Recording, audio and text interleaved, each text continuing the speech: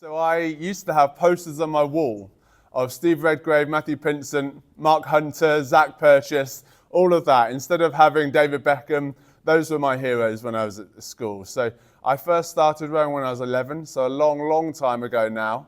I just tried it in a taster session in Peterborough, where I'm from, and immediately loved it. I wasn't very good to start with. I used to fall in a lot, lost a lot of water bottles, lost a lot of seat pads, a lot of kit, and my mum was pretty frustrated with me, but I started to get the hang of it, and I started to win some races. And at the age of 16, I won my first GB cap, first race for GB when I was 16, and it sort of went from there. That's when I realised that I wanted to be a professional rower. So I suppose that's when my passion really, really developed.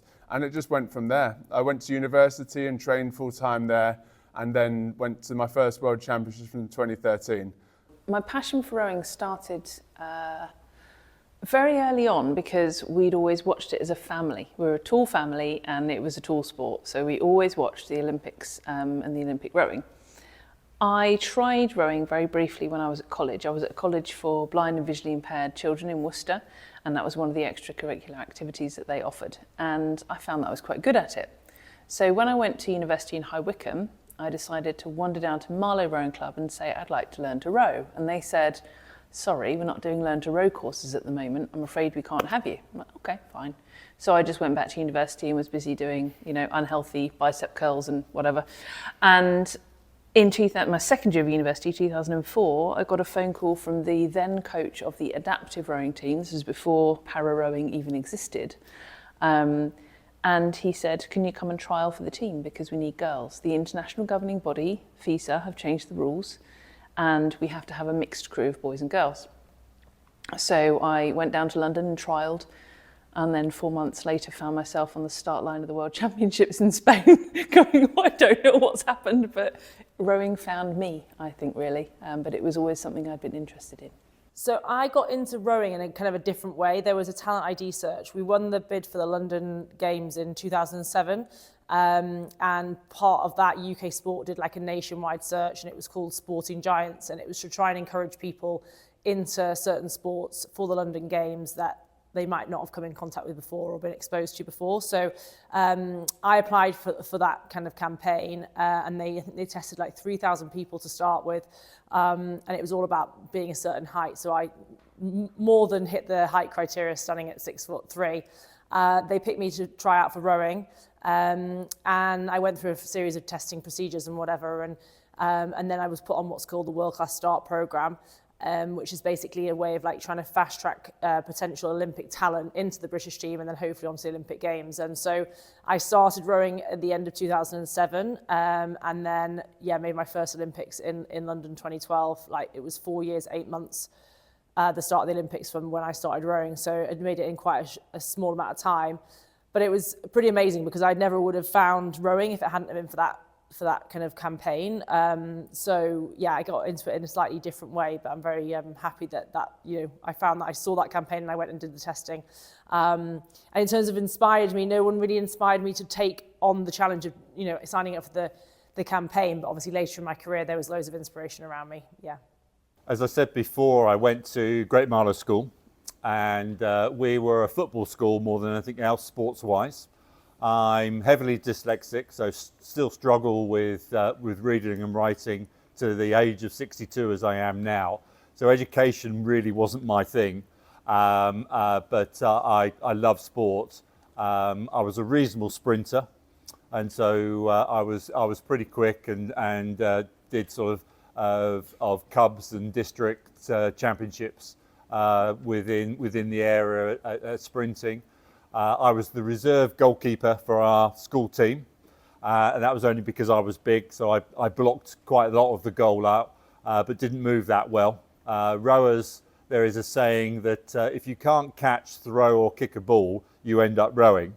But the head of the English department, who was my form teacher in one of the years that I was at Great Marlow, had two loves. One was rugby and the other was rowing. He was brought up in Marlow, same as my family, and he went to study of university to become a teacher at Reading University, so staying local. He'd already got into rugby before he went to university, but at university he came across rowing. And then when he started at the school, he started a small boat club and asked a few people if they would like to try the sport. As I was explaining before, big people suit the sport of rowing. So his theory was if you had big hands and feet as a student coming into secondary school, the likelihood is you're going to grow into a big person. So that was his selection policy. So he just used to ask a few individuals if they would like to try the sport. I was one of them, and my motivation was, what, you're going to allow me go out on the river during school time? Yes, please. I'll have some of that. And so that's how I got into it. Marlow Regatta is a very focal point in Marlow.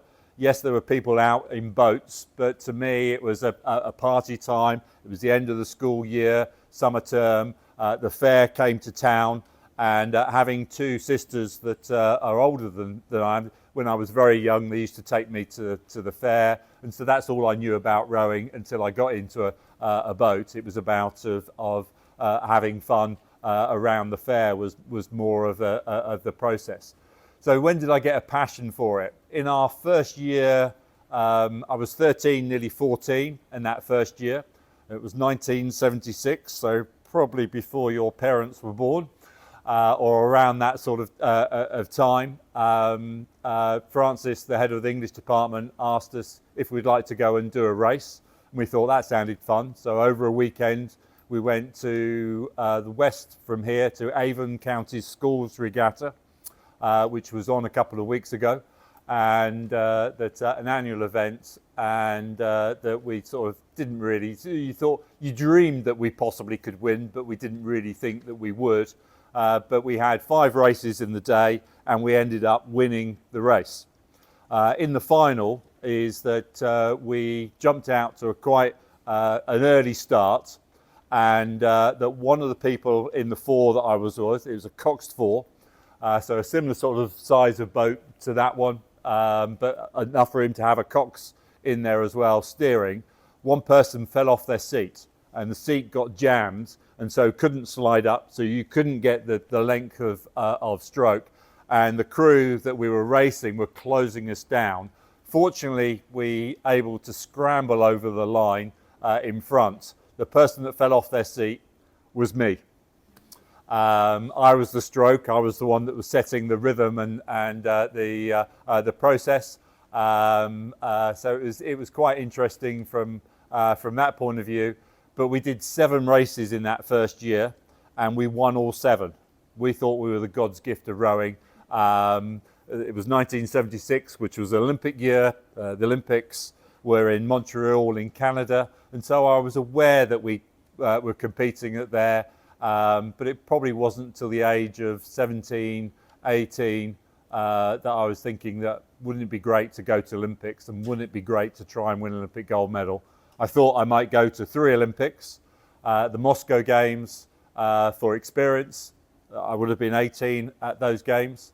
Los Angeles 4 years later, where sort of pushing for a final place, maybe a minor medal.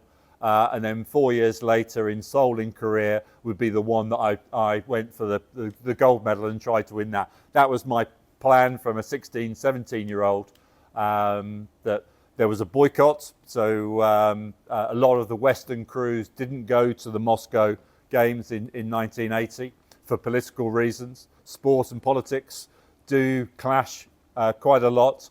And so we got left behind, even though that we'd made the qualifying time. There wasn't enough finances for it, but that's where I sort of got my passion. And very early on, the school used to row from Marlow Rowing Club. We had one person at the time that was a lightweight world champion, and we had 3 coaches that were coaching internationally.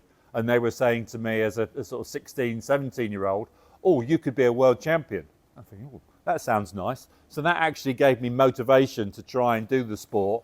And I thought, well, world champion sounds nice. Why not Olympic champion? So I sort of I focused up at that point. In the UK at that time, we weren't doing very well in rowing internationally. And across all sports, we weren't doing very well. So the Moscow Games, we won, Great Britain as a whole won 5 gold medals. LA, 4 years later, we won 5 gold medals.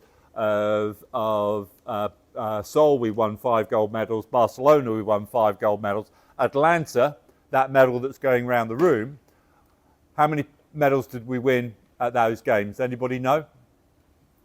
Some of the teachers? 1. So Great Britain won 1 gold medal. So that medal that's going around the room is half the gold medal total in volume, because I rode in a pair that year, which used to be up here as well, but they've moved it somewhere. So Matt Pinson and myself was the only gold medal for Great Britain in those games. And that was really a turning point within the sport, is that the lottery came on board. They had lottery a couple of years before, but that was for capital projects, so improving sports facilities, because we did so badly at the Atlanta Games. The Prime Minister of John Major at the time allowed athletes and sports to get grants, and that's where we then have made a big step forward. Sydney, 4 years later, I think we won 9. Of Beijing, Athens, we won 11. Beijing, we won 19 or 20, somewhere around that. And then London, we went up again, and we've kept at that level since then. And obviously Paris this year, we should be still in the sort of high teens, if not the 20s of gold medals that we win. I was then watching Atlanta in '96. I saw Steve and Matthew, they come into, after winning their gold medal, they come into the podium, and all the press, so all the video cameras and all the reporters all came down onto the landing stage, and it sunk because there were so many people wanted to know all about these 2 guys. And I looked at them and I said, these guys look like rock stars.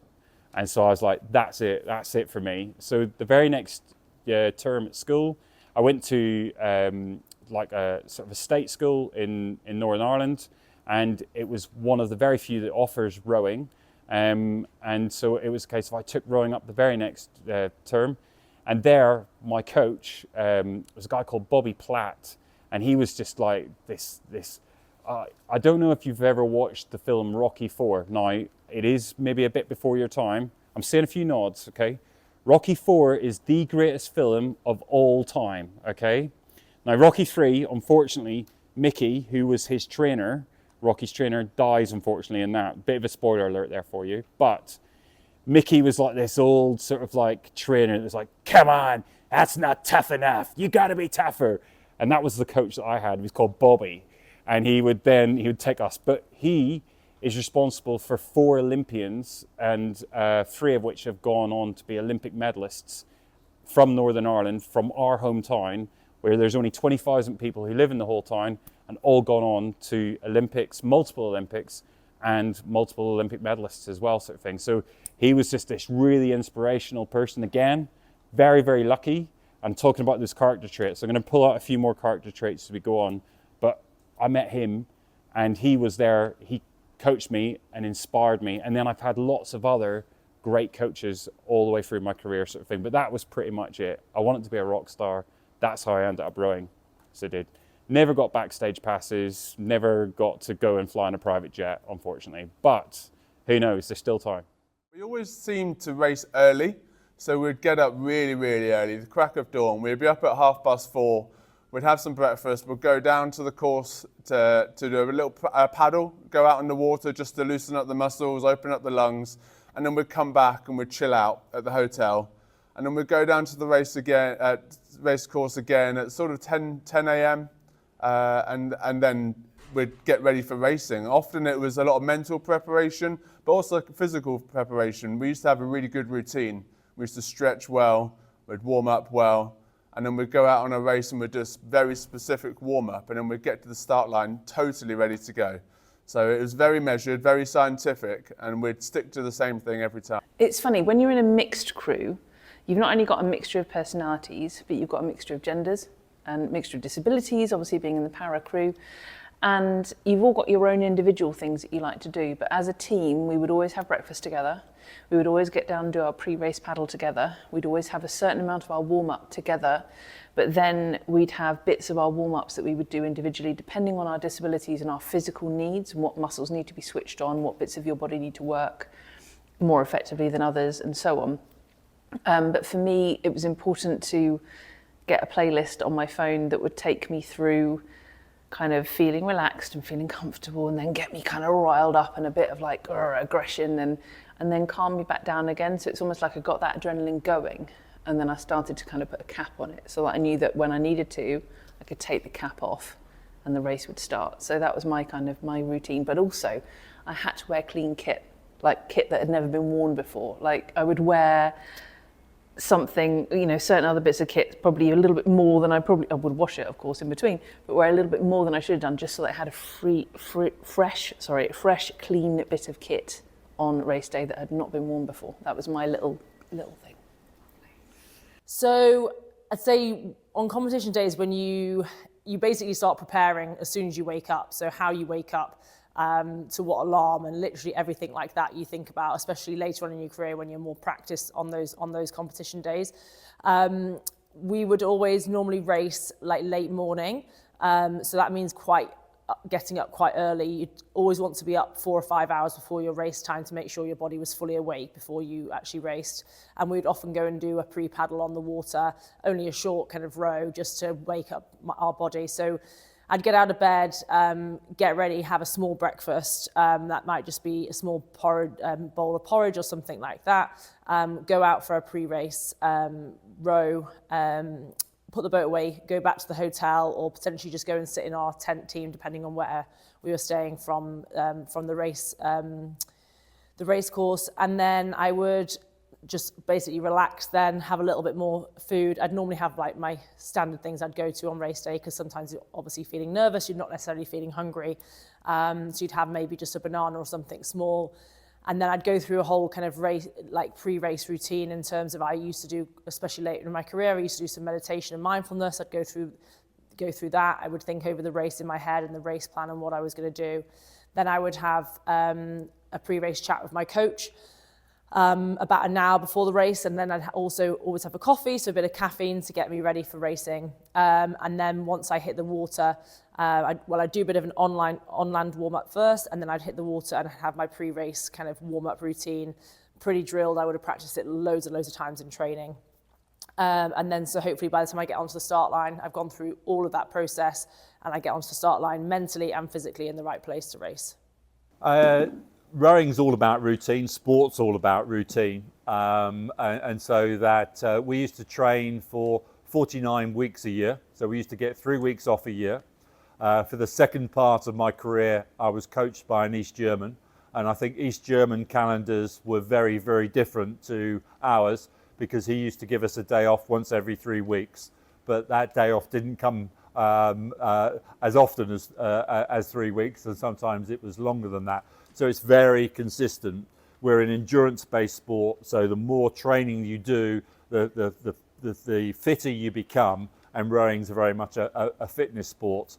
On race days, is that the training has tapered down, so if it's an international regatta, maybe only 2 or 3 days before we taper down the training. If it's something like the Olympics, we'll be tapering down for 2 or 3 weeks beforehand, so you've got more energy, focusing it into short and sharper training sessions. And so what you eat is very important. So we had quite high carbohydrates. Carbohydrates gives off a long-term energy process.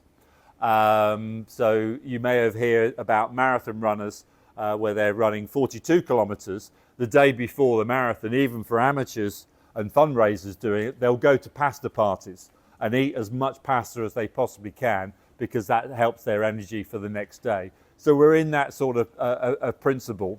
There was always a saying in rowing as well, is rowers that are on a seafood diet. And people say, oh, seafood, that's interesting. Sort of shellfish, what sort of fish? No, you seafood and you eat it. It was all about volume. We're something like 6,000 to 7,000 calories per day. The average diet is supposed to be 2.5 for a male, 2,500 calories a day. So we're on 2 to 3 times the volume of what an adult male should be eating. The problem is I retired 24 years ago. I still eat that volume, so keeping the weight down is difficult. A lot of what, people come and they'll give you advice and they'll tell you, you should do this, sort of thing, and you should do, this is the way to do it, and this is the road to success, and all of that sort of thing. Scientifically, the most important thing that you can do is hydrate, okay? Drinking lots and lots of water, okay? If you lose sleep and you don't get sleep, your performance doesn't actually go down that badly. If you don't eat and you feel sick, or you feel like you're struggling to sort of keep your food down, and you don't actually like put the fuel in maybe beforehand, not actually that big a deal, doesn't actually have that big a deal in performance. However, if you don't drink fluids and if you're not hydrated, it has a bigger effect on your performance than anything else.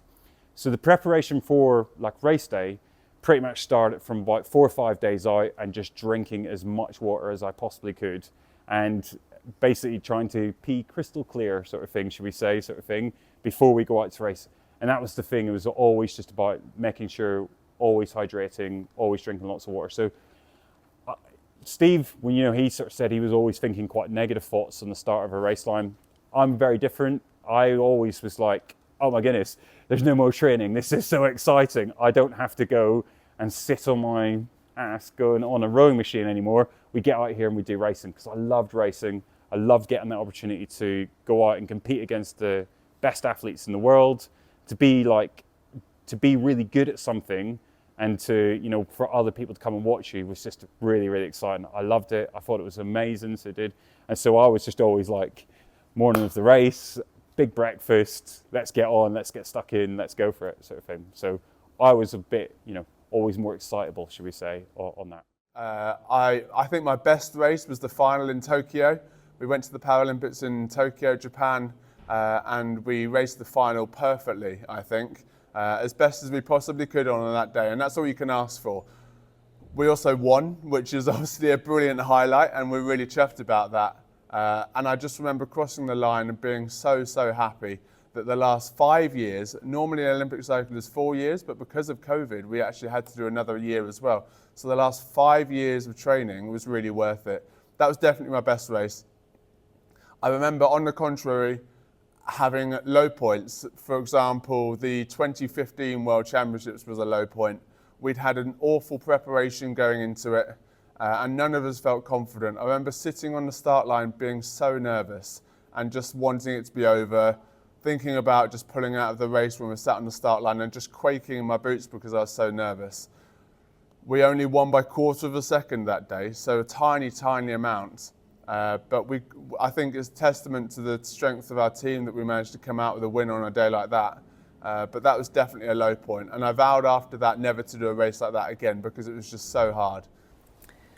I'd say my worst race was, and it's bonkers to say this because winning a bronze medal at the Paralympic Games is immense and it is incredible, and I'm so proud of it. But the worst race for me was in Beijing. It was the first Paralympic Games for rowing, for para rowing to be in, and we were sort of tipped as the favourites, and then we ended up coming third. But on the day, I feel now, and I think the rest of the crew would agree with me, we didn't do what we did well. We kind of let the pressure get to us a bit, and the Italians and the Americans were just faster than we were. But we went out there knowing we were capable of doing that, but unfortunately didn't do what we intended or wanted on the day. So it felt like a failure. So whilst results-wise it was the worst race, it's also one of the races I'm proudest of and one of the ones I've learned most from.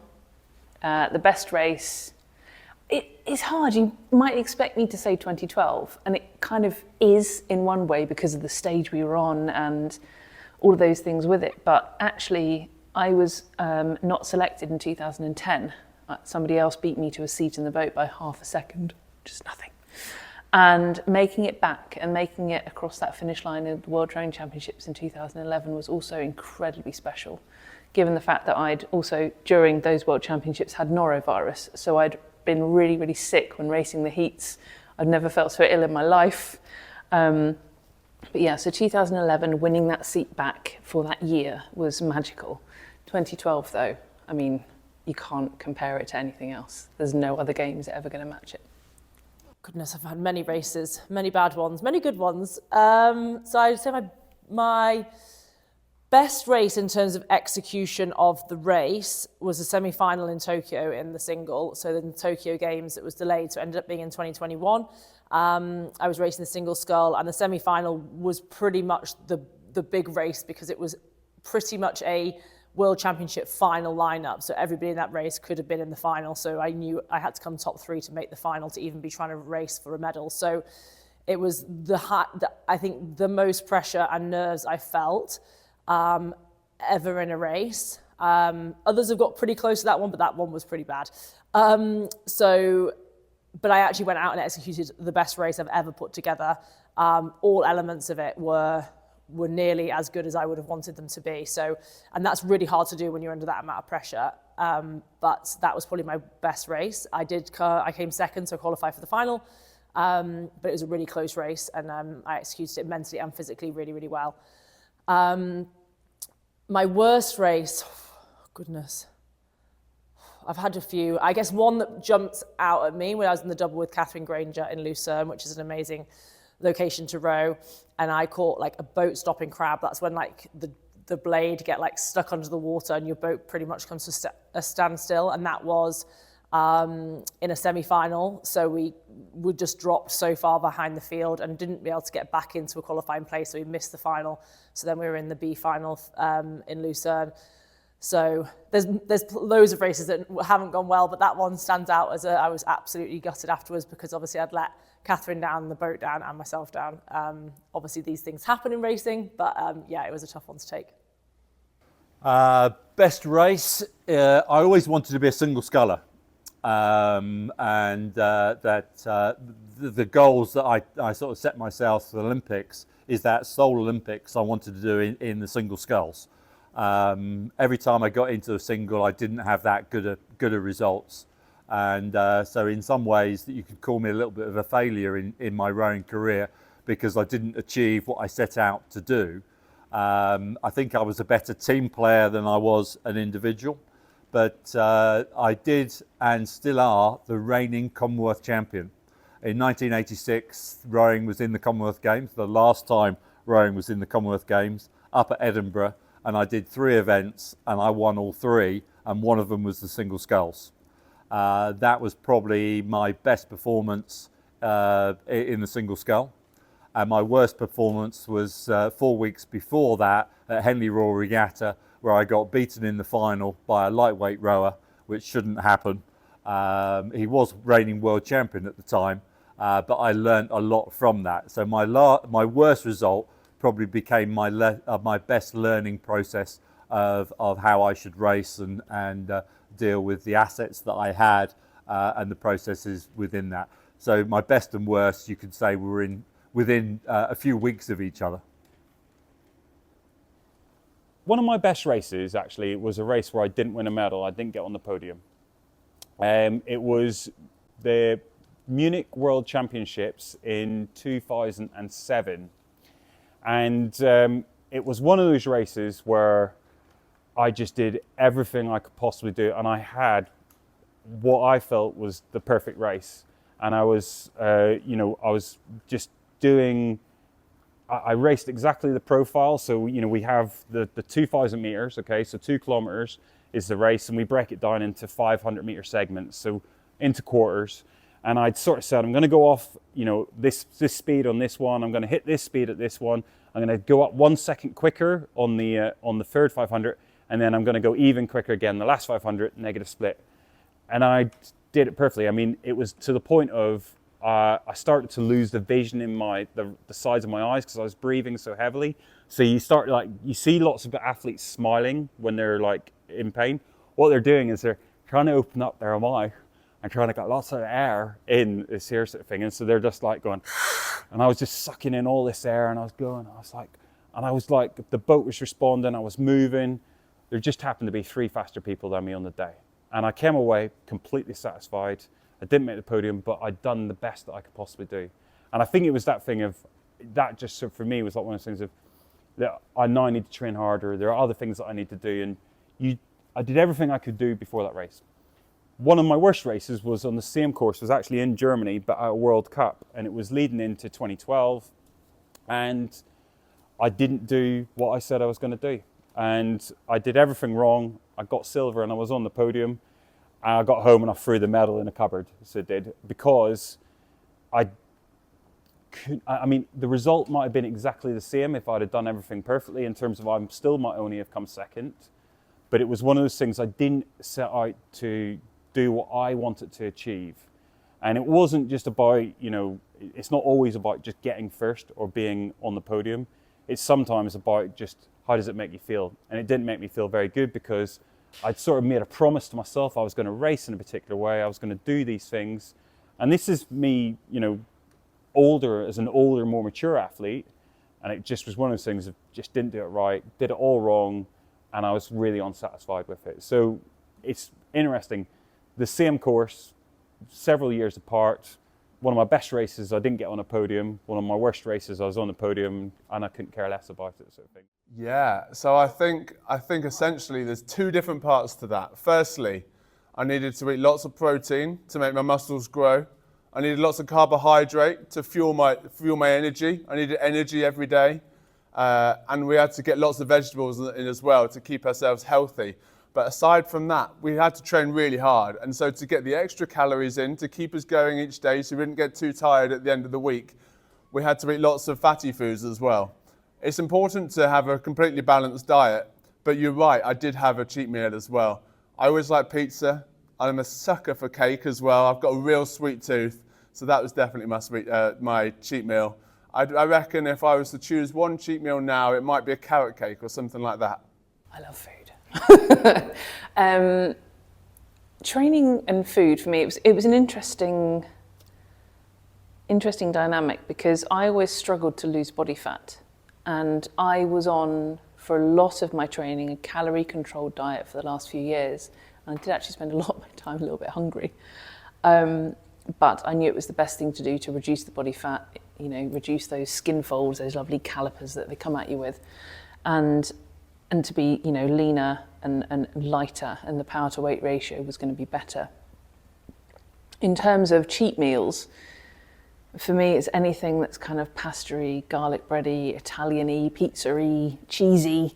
That's always the kind of the comfort food to go to. But yeah, I learnt how to play around with calories so that I could eat what I enjoyed, but limit. My favourite second breakfast was toasted raisin and cinnamon bagels with banana and drizzled with honey. That was just like the best second breakfast after you'd done your first session on the water. But yeah, you did eat a lot, but you have to figure out what is the best thing to eat and when. I wasn't fortunate enough to be able to eat what I wanted when I wanted. Some of the squads or people in the squad can eat a lot more, but for some reason my metabolism wasn't happy with that, and I had to be quite controlled on what I ate. So I don't like the word cheat meal, because I think all food has its place, as long as we're eating generally a healthy diet. Food is really important to athletes, obviously, and what you eat and what you put in your body. You're asking your body a lot physically every day, especially in a sport like rowing, and it's a power endurance sport as well. So you need a lot of energy from carbohydrates and fats, but also a lot of protein to rebuild muscles and recover. So it's really important to eat a very varied diet to make sure you're getting in all the different nutrients. Rowers tend to eat about 5 times a day, so you'd have a first breakfast, a second breakfast after your first row of the day, lunch, and then a snack in the afternoon, then dinner, and then maybe even a snack before bed. So you're kind of constantly eating through the day to fuel the workouts that we do, and the training is like pretty intense, so you need a lot of fuel. So that's a great thing about rowing, you get to eat lots. So now I'm retired, I don't get to eat as much, but I'm also not as hungry, so it's not too bad. But yeah, I did mainly concentrate on eating foods that had a high nutrient value, because it is important that you're getting in those kind of good nutrients to rebuild the body. Well, the food I've touched on already of high volume, high carbohydrates that journalists used to come down. I used to train second half of my career at Leander Club, which is just on the other side of the river here, just below the bridge. And journalists used to come along and see the volume of food that we used to eat. And sometimes it probably wouldn't look like very healthy, so an English fried breakfast. But because we needed the volume, is the bit of fat that's involved in a greasy spoon breakfast wasn't a problem. We used to have to write down for early part of my career everything you ate and drank within 2 weeks, and that would be sent off to nutritionists, and they would come back and say, actually, for the output of work that you do, that's a pretty a balanced diet. Carbohydrates and high volume in some ways. I've got a very sweet tooth, and so that filling the car up with petrol, I would not just buy petrol, but I'd buy a couple of bags of sweets as well, and they used to get eaten before I got home as well. I found it really difficult to eat that volume of food, so that the sweet things sort of helped on the energy side. Nowadays, that the athletes won't be having that much of a sugar intake because it's not good for you. It seems good energy, but it's very short-term fixed, and everything that we do is more long-term. So my cheat meal in some ways would be in the car, bags of sweets, we had a very good chef at Leander where we used to train, and sometimes I used to have a starter and a dessert and miss the main course, which is not ideal as well, but seemed to get away with it. For my sport, for the rowing that I did, it was a case of you have to do lots of recovery. So if we, right, drop your papers, right, okay, feet side by side, okay, side by side, okay. Right, I want you to stand up. Right, put your hands up to chest. Right, sit down. Stand up. Sit down. Stand up. Right, down, up. Okay, now sit down. There we go. Right. You have all just experienced the rowing stroke. So you have, okay? You've all done all of the movements it requires. Legs, body, arms. Okay. Now the only thing you have to add in is a 45 kilogram weight on this hand and a 45 kilogram weight on that hand. And then you have to do it 35 times for a minute for 7 minutes continuous. And that is the perfect race. 7 minutes, 90 kilos total, going through both hands, standing up and sitting down for 35 times a minute. That's all it requires. Sounds pretty simple, right? All right, okay, so rowing is a sprint endurance. What that means is that we have to train like 100-meter sprinters, doing lots and lots of strength training. We also then have to train like marathon runners, doing lots of long distance rowing in the boat. And over the course of the 4 years leading up to an Olympic Games, all the athletes will have done something around the equivalent of 40,000 kilometers, so circumnavigated the whole globe, okay, in the 4 years, just sitting on their bottom going backwards, okay. They will have done 800 hours of weights training, so in the gym, early mornings, 4 sessions a week, doing just basically lifting lots and lots of heavy weights. I used to work out that I lifted the equivalent of something like 47 tons in a session, so I did. So the equivalent of like a massive JCB digger.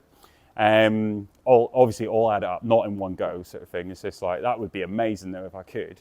And then it was 400 hours of cross training. So everything from swimming to cycling, cross country skiing and all of that. So you burn up lots of calories. So the calories that you eat in the food that you have, that's all the energy.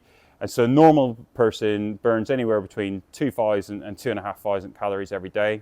Olympic athletes are burning up 6,000 to 8,000 calories a day. So it was just a huge, huge, huge amount of all of that. And so the job was more to do with eating and recovery than anything else. And so we were pretty much a bit like babies. We pretty much got up in the morning, we ate, then we went and did some training and some exercise. Then we'd eat after that. then we'd go to sleep and have a little nap. Then we'd then get up, we might eat again, and then we'd then go out and do the training on the water for the second session. Then we'd eat something more again after that. Then we'd have another little sleep and a snooze.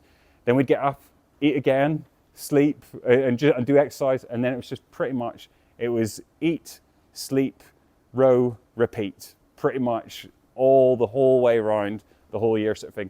And so at lots, it's really important to get lots and lots in as well. So it was just eating lots. So we had 5 meals a day, started off with first breakfast, second breakfast. Then we then have lunch, tea, and then dinner. We gave them all names so it didn't sound like we were just being greedy sort of thing.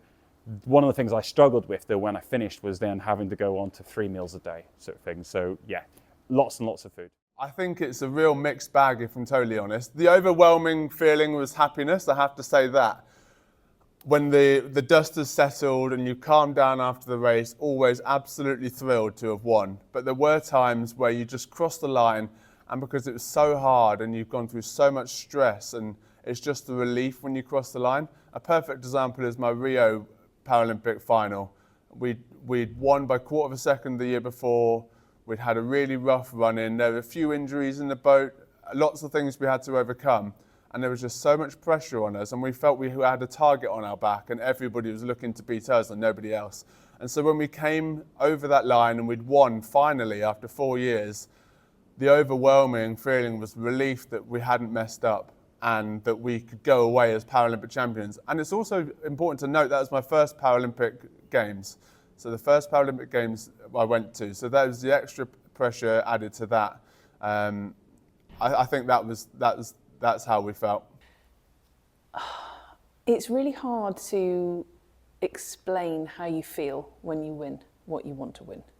Whatever colour medal that is, or whatever position you hold, if it's the position you want to win, it's hard to imagine and describe how it feels crossing the finish line. And there's such a huge spectrum of emotion. As I was talking about earlier on, winning a bronze in Beijing was disappointing at the time, but looking back is incredibly special, an incredibly strong lesson. Crossing the line at London 2012, I didn't actually know that we'd won, because back then the rules were you had to wear goggles that black out your vision if you were visually impaired. And so I couldn't see what was going on, and I couldn't hear anything but the Dawny roar, which, oh my God, thank you to everybody that was there and that made that sound, because it was, you couldn't just hear it, you could feel it, it was in your bones. The sound just went through everything. But because of that sound, I couldn't hear where the German crew was right next to us. I couldn't hear Lily, our cox, delivering the race plan. I couldn't hear the buzzer for the finish line. And I was relying entirely on my sense of feel, because I couldn't see anything either. You know, smell and taste were neither useful or pleasant at that point in the race. Then I just couldn't hear. So we crossed the finish line, and Dave stopped rowing and collapsed onto my feet. And I thought, I really hope we finished, because you're not rowing anymore. I had no idea. But then managed to hear Pam, sat behind me, say, we won. And first of all, more than anything, it was just utter relief, very quickly replaced by absolute just joy and happiness and pride. And I don't think I'll stop smiling for about 6 months afterwards, to be fair. Different medals felt differently. I guess I'll pick out a couple that stand out to me. So my first ever medal at World Championships was under 23s in 2009. So I'd only been rowing 18 months and I'd managed to get myself into an 8 for the World Championships that year with lots of girls that were really experienced and had been there before. So I was in a boat with great athletes. And we managed to come away with the win, and we became under 23 world champions, which was an incredible moment. Obviously, I felt like I'd only been in the sport 2 minutes, and I was standing on the podium with people who are still really good friends of mine, having the national anthem played, and it was such a special moment. A lot of us, I think I might have cried a little bit. Some of my friends were like sobbing. Happy tears, just very emotive, and just, I think, having the national anthem played really just brings everything, like it just makes it seem, well, it makes it as important as it is to be on that podium in the centre. So that was really special. And the fact that, yeah, they were my kind of first rowing friends, and then they've become lifelong friends as well, which makes that even more special. And standing on there with like 8 other women is really powerful. And then obviously the other one that stands out to me is the Olympic silver medal in Rio with Catherine Granger in the double. We'd had a really up and down 2 seasons in that double and been struggling to find our speed and kind of find our groove together. And we managed to deliver like our best race on that day. And it meant even more because of the struggles we'd gone through to get to that position. No one expected us to get that result, but I think we showed what each of us was made of in that race. And it was great to finally show like ourselves and the world what we were capable of in that crew. And I remember the medal is really big and really heavy, and it's a great one to have won. And I remember it going around my neck, and it just felt so heavy, probably because I was quite tired as well. It felt so heavy that it was like, it was the sense of like the weight of what had taken to get to that place, if that makes sense. And it was my first and unfortunately only Olympic medal. So that's obviously going to be always special in my mind. You set yourself this target, and as I mentioned before about the performance of the athletes, of the amount of gold medals that we were winning, we weren't winning that much. And so as a kid, I knew the names of most of our Olympic gold medalists. I could probably name quite a lot of them before my career at the Olympics, still today, even though the memory's going a bit fuzzy from that point of view. And so that of knowing the history within the sport is that you're sort of aiming yourself to try and get to that sort of level. So very focused in the direction that you're trying to get to. So I went into London 2012 with the sole ambition to win the Olympic gold medal. I wanted to be Olympic champion.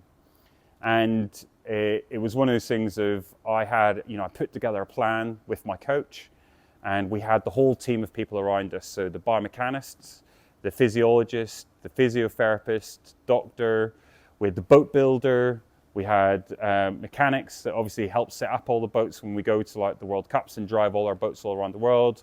And we put this plan together over the 4 years, so like a proper business plan. And it was just a line of continuous improvement. But with every good business plan, you've got that line of improvement. You've got a timeline, so it was like 2008, straight after Beijing, to 2012, and then the sole objective, gold. And everything was about going for there and going to do that. But it's an outdoor sport, and there was, certain weather elements that played against me on the day. They redrew my race in the Olympic final in London in 2012.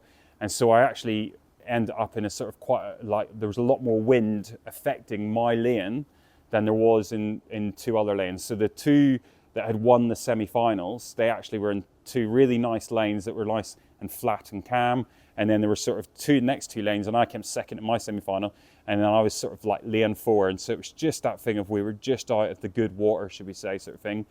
So to halfway in that Olympic final, I was sort of thinking, things are going all right, this, that, and the other. But it then became very apparent that I was now in a different race to those 2. And the way it came is, you could see the boats as they come across the screen as you watch the race. It's gold and silver, and then it's like bronze and 4th, and then 5th and 6th are way out the back, sort of thing, and even rougher water, sort of thing. But I knew it was then just a case of like, it's all about trying to make the best of that situation. And again, where I sort of said, it wasn't necessarily about trying to just get the result. It was like, can I get the most out of myself? What can I do today to be the best that I can be on that race? And so it was one of those things of, I got through the line, and I had nothing left to give again in that 2012 race. And for me, that sort of showed that I left it all out there. And so I was always usually pretty satisfied when I came off, apart from that one time in Munich where I just didn't do it right, sort of thing. And it's that thing of, when you got it right and you get the most out of yourself and you've done all of those things, that was the thing that was just really important to me, sort of thing. And so I always felt pretty good about it. But again, with it being a sprint endurance, we talk about all this training. So for the 7 minutes that I raced in that Olympic final, it was 11 hours of training for every second. So I'd rehearsed the final 39,600 times. Every second had been rehearsed a huge amount of times. And also, because of the fact, and the reason why we do all this training is because it's power and the sprinting element and the endurance things, they're two counterproductive forces. So they basically work against each other. So the only way to actually improve the overall of both of them is just to do lots of each of them. So you almost do too much endurance training and too much power training and hoping that some of it sticks and stays in there, sort of thing. And so it's a case of we do all this, and then it's just, you know, you've got to then just go and make it happen. So there's a lot of training that goes in behind that and everything else. And so it's exciting when you get to go race, and then you do feel, you know, pretty knackered afterwards when it does. But the whole time you've got acid in your blood. So you know when you start to run really hard and you start to breathe heavier, okay? What your body's looking for is it's looking for more oxygen. Oxygen is the fuel that fuels the muscles, okay? I know that sounds really strange. You think it's food or something like that, but food helps the anaerobic element of your muscles, but it also helps, but your body's actually craving loads and loads and loads of oxygen. So as you breathe in, there's an oxygen exchange that happens in the lungs, that then goes into the muscles and so on and so forth. Eventually though, it gets to a point where you're getting lots of oxygen in, but then you're also building acid in your body, and that's when you feel the cramp, like in the muscles and in your legs and so on and so forth. Eventually, effectively what you're doing is you're boiling your blood, so you are, sort of thing. It's like putting the kettle on, and with the sprint endurance, you kind of go, right, I want to go off fast because you get a bit of free time. The first sort of minute and a half, it doesn't really matter what you do. You can go as hard as you want, and it's not going to give you too much effect. In the middle bit, those middle 2/3, so the middle 1,000 meters, you're then trying to sort of be nice, long and smooth, and you're trying to resist the blood boiling too quickly. You want it to just sort of come up very, very steadily. When it comes to the last 500 meters, that last quarter, it's going anyway. You've just got to go with it. And so you just go for a big, big sprint. You're going to be in lots of pain. It's going to hurt really, really badly. So it is. Like you can feel the veins in your teeth bulging. That's how bad it is. It feels like hot pokers have been shoved down your legs, all this sort of stuff. You'll see me when I cross the line quite often. I'm going like this. I'm trying to get off the seat because my bum's so sore because I've just got like loads of acid in my bottom. It's here like loads of blood in there, sort of thing. So it's that thing of just, it hurts and hurts and hurts and hurts. But it's then the pain of basically doing what you've wanted to do and doing it in a way that you've wanted it is always easier than the pain of not having done it right. And so, and you know, quite often the easiest way to think of it is the pain of winning is a lot easier than the pain of losing, sort of thing, in that respect, sort of thing. So it's all that sort of thing. I would say incredibly nervous when we're sat on the start line.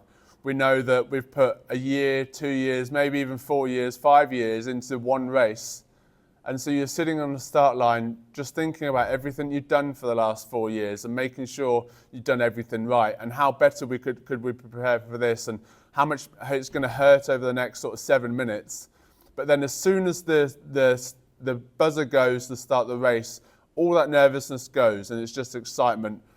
You start taking the first 100 strokes and you're 250 meters down the 2 kilometers track, and immediately you're in the race. You're either slightly ahead or slightly behind, and you just try and do the best as you can every single stroke. Hopefully, eventually you start to pull ahead, and that's when the confidence really sets in. Once you start getting the nose of your boat ahead in front of everybody else, that's when it becomes a real game changer. And I feel like that's when the confidence kicks in. So it's a real mix of emotions, actually. And then inevitably after that is the tiredness. You have the nervousness, you have the confidence, and then you have the tiredness. And you're just trying to hang on, do the best you can right to the end, and hope for the best result. Feelings during your races are, for me anyway, they were different depending on how strong you felt the competition next to you was, how sure you felt of your ability to achieve what you wanted to achieve, how your preparation and everything went in the run-up to that race. So ideally, you know, you'd go onto the start line, and as we did in London, whilst we had a bit of a tricky warm-up, we got onto the start line in London knowing we've done this distance a billion times. We know we can do this distance. We know we know where the changes need to be made. We know we are more than capable of doing really well. We are capable of winning, but that doesn't mean we will. And that's the interesting balance, is you know that it's not in the bag, but you know that if all goes the way you want it to, you're capable of it. Nerves and the physical feelings you get from nerves and anxiety and stress are very similar to the feelings that you get with excitement. It's that tightness of the tummy, it's that lump in the throat, it's the temperature changing. And it's trying to think about, okay, I'm here doing something that I do every day. Why am I thinking of it differently just because there's people in the lanes either side of me and it actually really matters what the result is. But trying to channel that potential negative into the positive and making sure that you do the thing that you know. I mean, rowing is the same movement over and over and over and over and over and over again. But yet we never seem to get it 100% perfect. It's really frustrating. But you're training, doing this motion over and over, so you're more than capable and you're sat on the start line knowing that. But yet the nerves of knowing other people are around you and the competition is on telly and you're on, you know, maybe some people think about that, maybe some people don't. But yeah, it's turning those negative nerves into positive nerves and knowing that the physical reaction that you have to both of those are actually really similar. It's it's an interesting thought process to put yourself through when you sat on the start line and you're sat in position, you know, and the starter says, 2 minutes, and you know that is the longest 2 minutes of your life before they start the race, and they're doing the call of the countries and everyone that's in the and it's rowing start lines are just, they're silent. They are the most bizarre place, and you can hear your heartbeat so loudly and you're convinced everyone else can hear it too. But you just know that you just got to do what you know. You just got to follow the process that you trust, and then hopefully all will be well. So emotions leading into races and in races are very different, and they can be different depending on the stage in your career you're at, what boat you're in, how much in control you feel of your preparation for that race. So you're always very nervous leading into racing. If you're not nervous, there's something wrong, because you've put in so much work. It should mean the world to you, the result, the process, how you execute the race. Because obviously there's so much you can control about the outcome. You can't control how fast anyone else is. You can only control how fast you are in your lane, in your boat. So you were always nervous because it meant so much to you. But ideally you would feel confident. You would feel confident that, and in my best races and in times when I felt prepared and when I had more experience as well, I felt confident that I would be able to deliver the best of myself on that day. So it might not necessarily be the race and the execution of the race that I ideally want, but how prepared I am for that day, I can get 100% out of myself. So that was a lot in the mental application and how I mentally prepared for races. So if you were mentally in the right place, you could be more confident in yourself that you would deliver the best of yourself on that day. So yeah, there's always nerves, and hopefully there's lots of confidence. You may have heard a term of glass half full or half empty, which means that if your glass is half full, you tend to be more of a positive thinking person. A glass half empty is the same amount of volume within the glass, but you tend to be more negative. I'm more of a negative athlete of looking about the training we're doing. It's not enough. It's not enough quality. We've got to do better. This is not good enough. And that helped me with the motivation, where that Matt Pinson, that I rowed with 10 years with, was the glass half full in some ways. That I was the one that would be giving the commands in the boat most of the time, and my negative thoughts didn't help him. So I had to change my outlook of trying to get the positive side across, because he wanted to know when the boat was moving well, what was good to try and improve it, not what was bad of trying to change that. So you've got two lots of athletes in some ways, but we're very much a sort of the middle of the line. I was slightly negative, he was slightly positive. When we rowed in that boat with James Cracknell and Tim Foster, they were similar to us as well, is that they had, when we were in pairs and racing against each other, they would have a very positive one, which was Tim Foster. but he would be way on that side. And then you'd have James Cracknell, which is probably the most negative athlete you'd ever come across. And he wouldn't be on that side of the room. He probably wouldn't be in Oxfordshire. He'd be in a different county completely of his differences.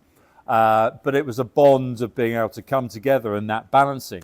When the four finished, Tim Foster and myself retired, and Matt and James carried on in a pair. And you've got one that's middle of the road and one very negative. And their psyche didn't really work out. They clashed a lot of within training. So you need balance of the processes.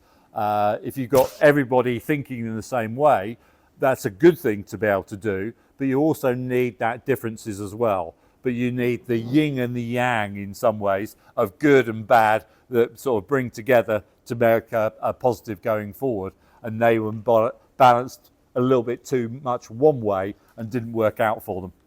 Again, really excited. Just the worst bit is just taking that first stroke. So like you get up, you take the first stroke. The moment you've done that, the easy bit's there because you've rehearsed it. Like I say, 39,600 times. You just go, you take that first stroke. Oh, I know what I'm doing. Body kicks in and you do all that. You'll see lots of athletes yawning at the start of races. That's the adrenaline. Their body actually just doesn't want them to do it. And the mind is going, we're going to do this. But the body's there going, no, you're tired. You don't want to do this serious stuff. And then it's like, get that first stroke and then you're like, boom, you're on it. We had an amazing psychologist that we used to work with called William, and he was there whenever we needed him. If we felt rough on a day, we'd go and see him and he'd work out a strategy to get back to full mental health.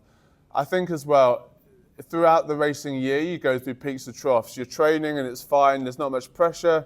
Then it comes to racing and you go up and down. Then it comes to the World Championships at the end of the year. And that's when it becomes really tough. You start to doubt yourself. You start to wonder if you've done enough training. And it really gets nerve-wracking. I think having William there, our psychologist, was incredibly important. But then we do lots of training throughout the year as well. How best to prepare, what we like to do on the race day, what the crew likes to do on race day, and making sure we hit each of those markers along the year to make sure that we get to the racing season in the best possible shape we can from a mental health point of view. So that's a really good question. It's one that not many people ask about, but it's a really important one. Mental health is so important in racing and in any other part of life as well, but it's one thing that often gets overlooked. So good question. Mental health and sport, the two things come hand in hand, because often when you train a lot, you feel better about who you are and what you're doing, something with the endorphins and all that lovely stuff that's going on. Now, as a retired athlete, I don't train as much as I should. I know I need to train more, and I know it will make me feel better in myself. And I think when I was training full time though, always having somebody that you knew you could talk to, always knowing who your supporter was, even if it's, both inside the squad and outside. Because you have people who want to give you their opinions and tell you what you should do better and more of. Those aren't always the people you need. You want people to sometimes just listen, acknowledge, and say that, yeah, you're right. Your feeling is fair and valid, and I'm listening. Sometimes just having that person to talk to is the most important thing. But as a retired athlete now, as I said, making sure that training regime to a certain extent keeps up, I've found through experience of my own that not training isn't really good for me. It's kind of in my blood now, so I probably should do a bit more. So mental health is important generally in day-to-day life, but in rowing and sport, obviously you put so much into your sport. Rowing takes up many, many years to get to the level you want to get to the Olympic Games and to win medals at the Olympic Games. So mentally, you go through quite a lot. So I used to use meditation and kind of mindfulness. I predominantly used it to help with my performance, to make sure I was in the right mental state on the start line. So that was all about being like in the moment, not thinking about what might happen, what's happened before, like in the moment. But I also came to use it as like a stress reliever. So just having a moment to sit and be calm and breathe. And it's something not natural to me to do. So I had to practice it a lot, but it definitely helped me in times of like, potentially pressure times or high stress times around selection and things like that. So yeah, I think that really helped me. Mental health was something that was never talked about of early part of my career, and probably not even until the end of my career. It's really a new thing that as being talked about in everyday life, and also within sport. Second part of my career, we worked with sports psychologists of getting your mind right to be able to get the best performance out from that point of view. But there is quite a lot of stress on you of being an elite athlete, especially as an elite athlete that you're not getting paid and you're training 4 or 5 times a day for 49 weeks a year, 7 days a week. It's difficult to escape from that. And so there are people that have a lot of mental health issues, and sport is a very big part of that. It's interesting of looking at the American professional sports, American football, baseball, basketball. Hate to admit it, but there is a higher rate of suicide in those sports than in every day of life. And one of the reasons for that is that, yes, they do earn ridiculous sums of money, which I don't I feel bad for them. But from a very young age, from school, of showing a talent within those sports, they're guided right the way through. And so everything is sort of taken care of for them, training, preparation, moving around for your events and something like that. And then you come to retire within the sport that I was doing, and most British sports athletes, we have to go out and find a job. We're probably getting married, having a family. I was married and started to have a family when I was still competing. So there's still a driving force of what you need to do. But if you've earned lots of money, you don't have to worry about of working, then of a depression becomes part of that. And there is a very high rate of athletes that do get depression. When I retired, I didn't get that, because within weeks of retiring from Sydney, I got involved in London 2012 of trying to bring the games to the UK. But when the cauldron went out 12 years later, in 2012, at the Paralympics, I was sitting at home watching it, and as that flame sort of slowly disappeared, I sort of started asking my question, saying, well, what am I going to do now? I've been involved in Olympic sports for nearly 30 years. What am I going to do now? I was 50 on that particular year. And so that you've got a sort of reality again. So the mental health issues for athletes now are looked upon very, very seriously, and they tend to be helped. But it's that transition of moving out. If you've got injury and your career's made shorter from that, sports careers tend to be quite short anyway. But you've still got a lot of life ahead of you beyond that. So there is a lot of care being taken for our athletes now.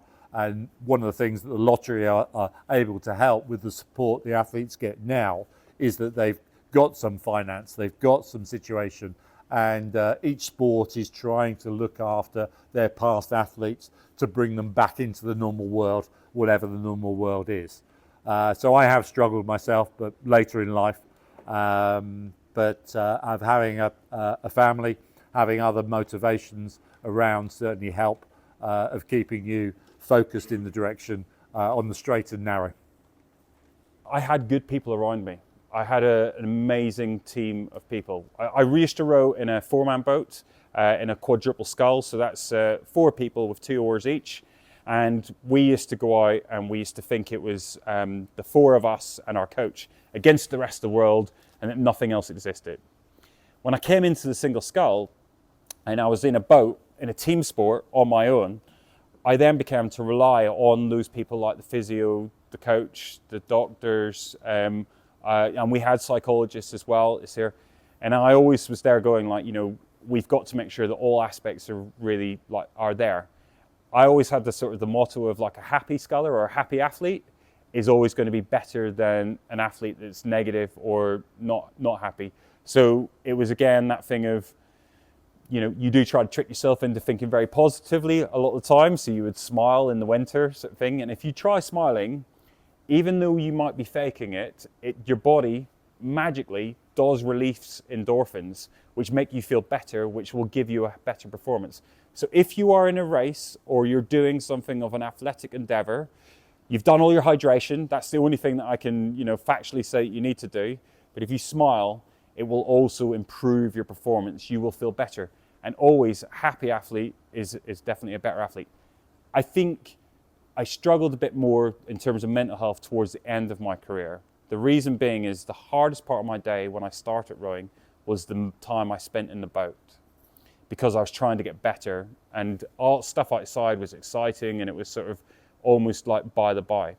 Towards the end of my career, I was very good in the boat, and the easiest part of my day was the bit that I spent in the boat. The hard part was all the stuff outside of it. It was dealing with the trust, with the coaches, with other people, with, being able to sort of pay for car bills, pay a mortgage. I had a 2-year-old daughter in Rio in 2016. So there was a lot of other pressures there, sort of thing.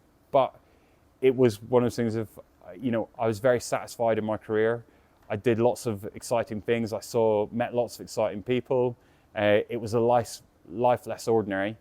And I don't really miss it because I did it. It was so brilliant. And if you ever get the opportunity to try something amazing like rowing or like sport, and get to go, abroad and get to go and compete against some of the best people in the world, it will be amazing. Trust me, it is worth it. So it is and stuff there. So I just, generally, I'm quite happy, quite positive, but I do know that some of my friends have really struggled with it. But, I can't really talk from a position of experience because it's not been something that's been hard for me all the way through, should we say. Many times I wanted to give up, absolutely, so many times. I was quite unfortunate with injury a lot of the time. I had a car crash when I was 18 and fractured my spine in 2 different places, and that put me out of rowing for 2 years. So that was a real low point for me. I didn't think I was going to come back from rowing, but the process of going from the day I crashed my car to being back in a boat was a real struggle. And at that point, I wanted to give up for sure. I also had surgery in my hip when I was 25, I think, and that's quite young to have surgery on something that you rely on daily. And I wanted to give up then as well. There's lots of times as well when the training was tough, but there's 2 things that we got from that. One was we had the physical preparation to go and win a race, but then also the tough times made us mentally prepared as well. So it was incredibly important to have both of those and to overcome the adversity that we went through to make ourselves really well prepared for the race. Wanting to give up is, and I think many rowers will agree, if you actually think about your year, your season, there are many sessions that are okay. There are some sessions that are amazing, and there are quite a few sessions that are awful. And you have those, well I did, you have those little glimmers of, what would life be like without rowing? What would life be like without early mornings and having to watch what I eat and having to watch when I go to bed? And you do want to give up sometimes, but it's literally only a fleeting thought that just sprints through your brain and out the other side. Because actually the end goal and the thing you want to achieve, even if it's after Paris this year, there'll be 4 years till the next games. You've got to think that far ahead for those wins and for that end goal. And there are times when you want to give up. I considered retiring when I lost my selection in 2010, but one thing that for me stuck in my mind, and I could imagine it so clearly, was the sound of disappointment in my dad's voice if I phoned him up and said, I'm not going to carry on till 2012. And it broke my heart, the idea of him sounding that disappointed. So that was the one of the few things, but one thing that really got me going was imagining my dad being disappointed that I hadn't carried on to London. Loads of times I wanted to give up. You definitely have more bad days in rowing than you have good days, but hopefully the good days should outweigh the bad days, essentially. So yeah, there was plenty of times where I thought, I'm not sure I've got the energy for this. To be honest, the 2 biggest times where I found it the most challenging was very close to each Olympics. So you'd think the closer you get to the Olympics, the more motivated you get, the more excited you get. But actually, it's been a long slog. In Tokyo's time, it was 5 years for an Olympic cycle. So you're really getting to the end of your kind of energy reserves. And they're the times where I was closest to just saying, no, I've had enough. But I knew that I think I knew deep, as much as like in my head, I thought that was it. Like deep down, I knew I would never give up until I exhausted every single ounce of energy. So I managed to find a little bit more each time. But yeah, there's never a time, there's never, in life, there's always times you want to give up, but it's about sticking with it, and eventually it'll come good in the end. Yes, lots. Rowers, and maybe sports people in general, are quite stupid. That because we're involved in a team sport, is that I live in Marlow, still live in Marlow in Buckinghamshire. Matthew was here in Henley, but before that he was at Oxford University, so he would be travelling one way, I'd be travelling the other. Tim was also in Oxford. James moved into Henley when we were rowing in the four.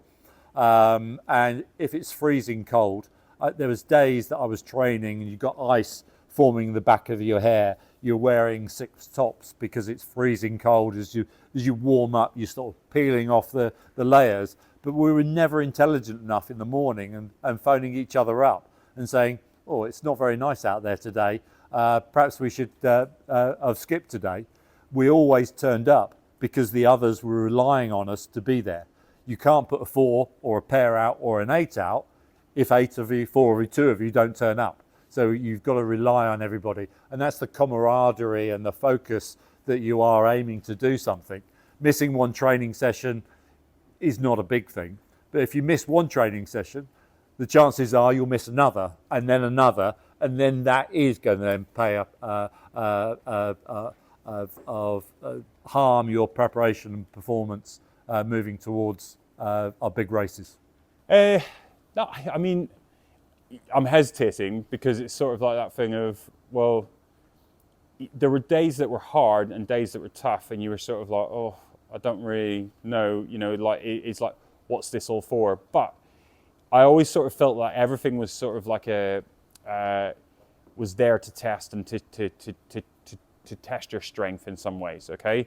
So sometimes it was testing the strength of my physiology, sometimes it was testing the strength of my technique, and other times it was testing the strength of my psychology. And I think when it tests the strength of your mental aptitude, that's when it is that thing of like, you're going, oh, maybe is this worth it? Is this the right thing to be doing? But then when you sort of think about what you can get to do, at the fast end of the season, or when you get to go and race and get to go and travel the world, that's really exciting. So it's always really important to bring that motivation of like, why are you doing this? Bring it back to that, and that always sort of helped me get through. So we go to this place in Boston in Lincolnshire. It was there's basically a really long 5-kilometer stretch, and we go there and we'd race, and we do it to trial to get into the team. Always quite cold, sometimes really, really miserable, it'd be wet, you get loads of mud all over you, and everyone would be like, oh, what are we doing here? Whereas I was then going like, if I do really well here, I get to go to Varese in Italy in the summer, I get to go to Seville in Spain to go and race there, I get to go to Lucerne in Switzerland, I get to go to Beijing to go and race at the Olympics there, I get to go and race in Dorney at my home Olympic Games in front of everyone. And that's what I was sort of thinking about in those cold, darker, harder days. I won my first World Championships in 2013 when I was 21, and it is all I'd wanted to do since I started rowing when I was 11. So 10 years of hard work, and I'd won my first medal. The feelings that I felt on that were just total elation. I was so happy. Just great to have done it with my crew at the time. None of those people are still rowing now, so it's great to have that as a connection. We still talk about it once in a while and reminisce on those days and share memories. Incredibly happy to be on that podium, and it was just a testament to sort of 10 years hard work. And it makes you realise as well, I'm just like just a guy from Peterborough. Peterborough doesn't have a particularly big rowing programme. And it just sort of shows that if you put the effort in and be consistent with your training and trying hard, then you can achieve great things. So yeah, I'm just really, really chuffed. So my first medal was 2004 in Banyoles, beautiful lake in Spain. And it was in 2004, so it was an Olympic year, but the non-Olympic boat classes were competing at that year's World Championships. And I'm actually quite pleased because I reckon if those household names that I'd been watching on telly for the last decade had been there, I'd have been really nervous. But luckily, it was the names that weren't so well known yet that were just getting to that point of getting into those Olympic classes. And I mean, standing on the medal podium in 2004, it's just a blur thinking back. It really is. And it was sunny and hot and strange that, you know, I'd only been rowing for 4 months, which is just the most bizarre sentence. And because of my visual impairment as well, I struggle with bright light. So the brighter it gets, the less I can see. It's like an overexposed photograph. The more you make it bright, the less detail you have. So I don't really remember much because I'd gone from wearing these blacked out zero vision goggles into bright sunlight. So I was just kind of hoping somebody was going to guide me in the right direction. But feeling the weight of that medal hung around your neck for the first time is, yeah, it's really special. It's something you can close your eyes and kind of imagine it happening again. So when my first podium was at the under-23s in 2009, and I'd only been rowing 18 months, and I was in the women's 8. It was my first experience of a World Championships, first experience in an 8 like that. I was with a lot of experienced girls who'd already been to World Championships, and I was lucky enough to call them friends at the time, and I call them friends now, so they've turned into lifelong friends, which makes it even more special. And that World Championships, we managed to get onto the centre of the podium as we won a gold medal and became under-23 world champions. So that was a very special moment. I remember the national anthem playing. A lot of us were in tears, and yeah, even though it's a long time ago now, I'll always remember that moment, and it was a great start to my career. The standing on the podium, which everyone talks about, and every other sport, I think, has a podium apart from rowing. So that our international governing body decided very early on at the Olympics that they weren't going to have a podium. Everybody's equal, so they all stand at the same level. Of course, the gold medalists in the middle and bronze and silver medal to the side. We do talk about the podium, but we don't physically get onto a podium. But you have this sort of desire and dream to try and get to the Olympics, and everything is focused on that. You don't know if you can do it. You don't know if you've got the ability. If you think you've got the ability, can you produce it on the day? Really difficult to know those things. You have internal belief. You have a little bit of arrogance that you feel that you can do it, but you've still got to produce it on the day.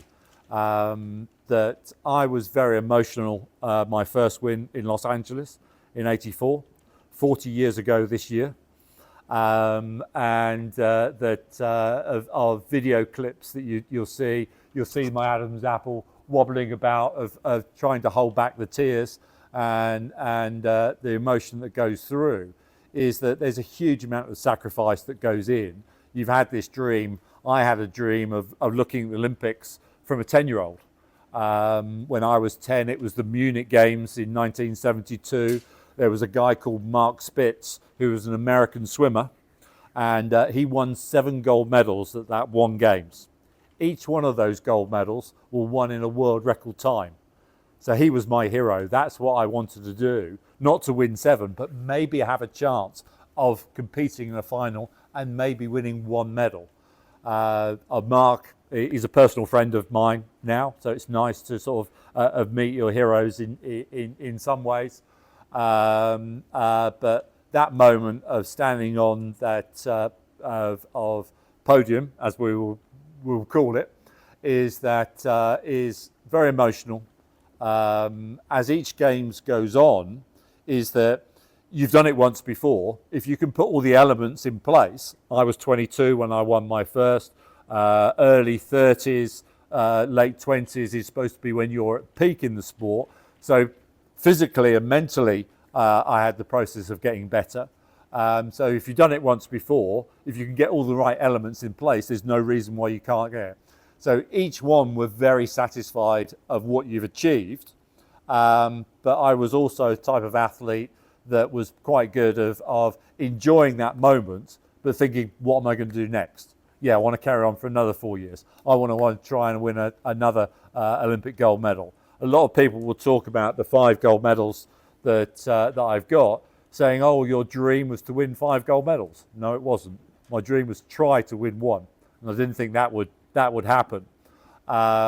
So I was always looking forward to try to win something that I wasn't. So in Sydney, I wasn't trying to win my 5th Olympic gold medal, even though that I was trying to win an Olympic gold medal that I didn't have. Somebody was going to win that Olympic gold medal. Why shouldn't it be me and my teammates? And that's the way that I focused at it.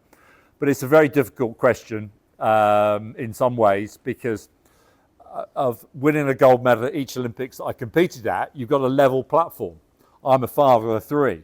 If somebody asked me which is my favourite child out of the 3, politically I'm supposed to say, oh, they're all the same.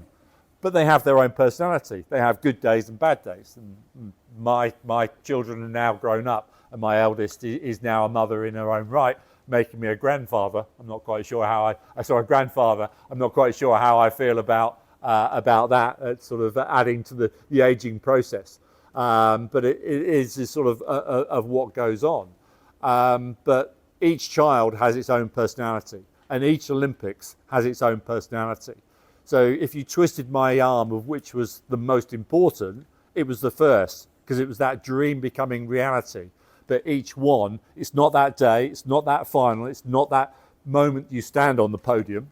It's the 4 years of your life, of the dedication, the focus, the good and the bad that happens on a day-to-day basis to be able to get there, of that achievement of what you've achieved and done to work to get that within that a time period. I cried at night. It was a case of I'd been away from, we'd been on training camp for like 8 weeks leading up to it. So we'd pretty much been away from the rest of the world. We'd just been with the rowing teams, and it was just the men's rowing team for me, so it was, that I was with. And I had, I'd really exhausted, struggled to get across the line, managed to get onto the podium and got the bronze. Steve Redgrave actually came and picked and lifted me out of the boat, so he did. Got me on my feet, because the doctor was saying, look, I don't know if he'll be able to stand on the podium. We're probably going to have to take him out. Steve got me up, got me moving, so he did, got me walking up and down. Eventually got there, got onto the podium. And they then came to put the medal on me, and I just burst into tears, so it did. Now, I think that's, I cried on my wedding day. I cried getting an Olympic medal, and I cried when Apollo Creed died in Rocky IV. Okay, now that's, again, big spoiler for Rocky IV film there for you. But it's one of those things, I think those are acceptable times in which you can cry, sort of thing. It's there. But I stood on the podium. Where we stand, it's not a podium, it is just a landing stage. Like Steve said, there is no podium, so there's no steps or anything there. But we stood facing the grandstand where my mum and my dad and my wife were all standing there. And I'd been away from them for so long, and I just saw them, and I was like, all the work and effort and the pain that I'd gone through that day to get the medal. And I was like, oh my goodness, these guys had helped me as well. And like I said, I've had great people around me, great support. And I had my little family team, and I just saw them and I just burst into tears, because I was like, they've given so much as well, sort of thing. And so I felt bad that they didn't get to go on the podium as well, that I was the only one that got to go up on the podium, because, there's 250 strokes in the race for the 2 kilometers. And I can account for a lot of those strokes, but my mum and my dad, my wife, my coach, lots of people that have given me good advice can account for a lot of those other strokes. Some people only account for a small bit of one stroke, but collectively it makes a difference, it does. And so it was one of those things of, I was just like, they don't get to come on the podium, and then just, that was it. So yeah, floods of tears. I would say the way Paralympics has affected my life after rowing is it's a big talking point when I go to apply for jobs. It's on my CV, and people often ask about it, which I think is really positive. I think also the rowing side of things taught me a lot. I learned how to work hard. I learned how to be resilient. I learned how to build really good relationships with other people. And the other real positive that I see is I get to speak to people like you. I get to talk to schools, and I talk to the next generation of people that will be going to the Olympics or Paralympics in maybe 10, 15 years' time. And I see that as a real positive. I really like that. I retired from the para squad in 2013 after my 6th World Championships in South Korea. And I didn't really know what I wanted to do. But over the years, I had discovered that I can tell a good story. And that story has become Playground to Podium, which is one of the talks that I do now. What the Paralympics have done for me, beyond being an athlete, it's hard to quantify.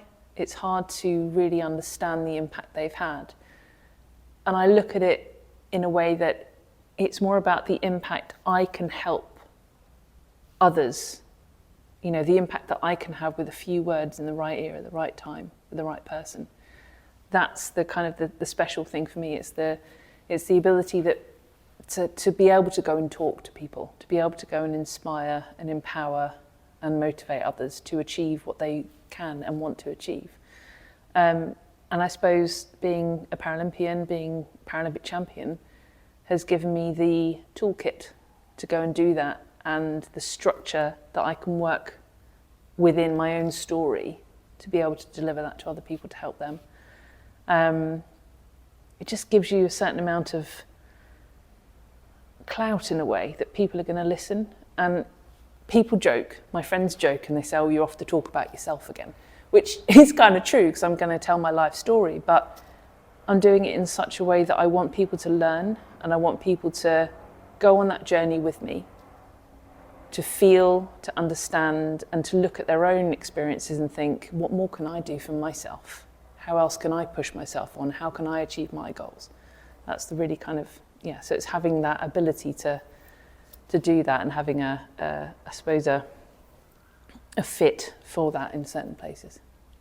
Goodness, I mean, I think having experienced the Olympic Games, 3 Olympic Games for me, that kind of in life, it just carries through, like those experiences, those ups and downs, those struggles, those kind of moments of, oh, I'm not sure I can do this anymore, but pulling through and getting to that level of sport, I think forever that will stand me in good stead in life in general. I mean, the experiences I've had, the people I've met, the people I'm still friends with, all that, it's just created such a rich kind of, life experience that continues on. So I feel so grateful to the sport. Looking back now as well, I can be very much like, look back on good times. Obviously there was really tough times, but overall, and I didn't necessarily achieve everything I wanted to in rowing, but overall I've just got such a bank of great experience and great people that I'm still in contact with now and have around me. So I'm very grateful, and having been an Olympian, competed for your country, represented Great Britain is it's a pretty amazing thing. I think I briefly touched on it, is that within weeks I was asked to be involved in trying to bring the London 2012 Games to London. I would have loved to have competed at home games. I was the 4th person to get involved in that bid. I was on the presenting panel 7 years before when London got awarded the Games. Paris were favourites to win that bid process, but we managed to convince the IOC that it should be us. And so that the Olympic dream sort of carried on in a different way. I was trying to help other athletes and British athletes to get to that point, even though that my competitive side has finished.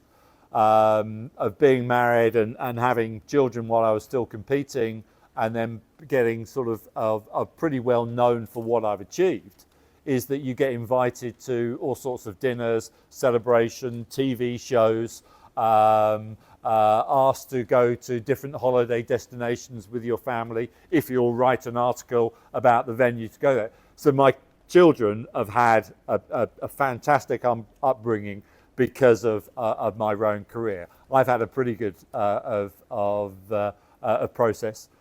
Some people will say that I'm 62 and never done a day's work in my life. Not totally true. I'm actually working tomorrow, where I'll actually get paid some money for doing some work. But I've had a privileged background, and that's been all because of the Olympics. I've come from a working class background. My grandfather moved into Marlow as a furniture maker, High Wycombe being the capital of the furniture making in the UK. They don't produce very much now, but it's still the capital of the furniture making. And my other grandfather on my mother's side drove buses and trams in Birmingham for 40 years. So I've come from a very working class background. And if you look back through the history of the Games, there are very few people from working class background that gets there. It's changed since the lottery funding's come in within the UK, but it tends to be more middle class or upper class. And so I was lucky to have that opportunity. And that's given me a chance of retirement, of earning money, of being able to put my kids through very good education. And I think that we've brought up 3 pretty rounded individuals that are working in their own fields at very high level. None of them really do sport anymore, and didn't take it to the same level as my wife and I, because my wife rowed at the '84 Olympics, missed out on selection for the Seoul Olympics in '88, but is still part of the British team. She's the team doctor to the British team now. She's the longest serving member of the British team over the generations that we've been competing at the Olympics. And she's still talking about going on to the LA Games in 4 years' time after Paris this year. So the Olympics is, of every aspect, has impacted my life. I wouldn't have met my wife from that. So who knows what I would have been doing. I may have found another sport, I don't know. But it was the Olympics was the driving force in my life, and I suppose still is in some ways. Officially, I'm not going to Paris in a few months' time. I've got 4 offers on the table at the moment, maybe doing some work back here for the lottery, for another couple of TV channels and a radio channel. May take me out to Paris for some of the days. But this will be the first Games that I haven't been to since '84. And there's part of me that wants to carry on for another 4 years. I'll be 66 when we get to LA in 4 years. So LA to LA would be quite special. I've been to every Summer Games in between, and I've been to most of the Winter Games on the second part or since I retired as well. So I've been to Summer and Winter Games. I think there's about 14 or 15 Olympics that I've been to. So I'm still a massive fan of rowing. I love watching it. I love seeing other people do it.